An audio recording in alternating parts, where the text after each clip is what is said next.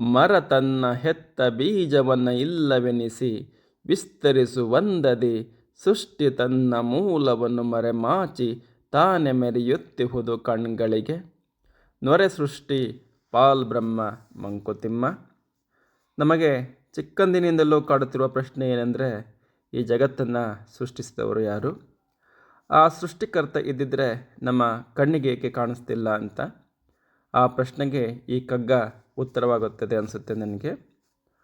ಮರ ತನ್ನ ಹೆತ್ತ ಬೀಜವನ್ನು ಇಲ್ಲವೆನಿಸಿ ವಿಸ್ತರಿಸುವಂದದಿ. ಒಂದು ಚಿಕ್ಕ ಬೀಜವನ್ನು ನಾವು ನೆಲದಲ್ಲಿ ಊರಿದಾಗ ಅದು ತನ್ನ ಶಕ್ತಿ ಮತ್ತು ಹೊರಗಿನ ಶಕ್ತಿಯ ಸಮಾಗಮದಿಂದ ಮೊಳಕೆಯೊಡೆದು ಹೆಮ್ಮರವಾಗುತ್ತದೆ. ಆ ಮರ ಆ ಮೂಲ ಬೀಜದ ವಿಸ್ತಾರವಾದ ರೂಪ. ಆ ಮರದ ಬುಡದಲ್ಲಿ ನಾವು ಮತ್ತೆ ಆ ಮೂಲ ಬೀಜವನ್ನು ಹುಡುಕೋಕೆ ಹೋದರೆ ಸಿಗೋದಿಲ್ಲ. ಏಕೆಂದರೆ ಆ ಮೂಲ ಬೀಜವೇ ಮರವಾಗಿ ಪರಿಣಮಿಸಿದೆ.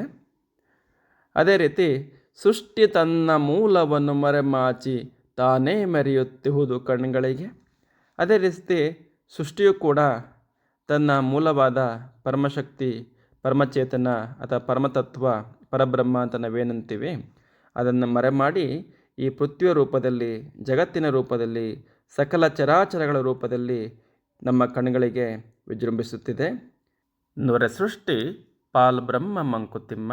ಅಂದರೆ ಇಲ್ಲಿ ಉಕ್ಕುವ ಹಾಲನ್ನು ನಾವು ನೋಡಿದಾಗ ಆ ನೊರೆ ಇದೆಯಲ್ಲ, ಅದು ಸೃಷ್ಟಿ. ಅದಕ್ಕೆ ಮೂಲ ಕಾರಣ ಹಾಲು, ಅದು ಪರಬ್ರಹ್ಮ ಎಂಬ ಉದಾಹರಣೆಯನ್ನು ಇಲ್ಲಿ ಕೊಡ್ತಾರೆ.